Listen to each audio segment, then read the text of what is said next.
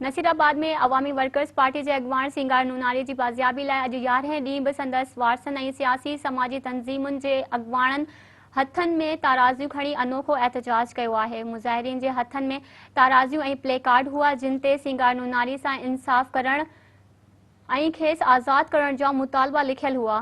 Rally की अगवानी सिंगार नूनारी के वनी फौजिया सिंगार नूनारी भेण आबदा चन्ना मुर्तज़ा चांडियो नजी चन्ना ऐं ॿिया करे रहा हुआ। रैली नूनारी पाड़े का शुरू थी जेका फाज़ल राहू चौक ते पहुती।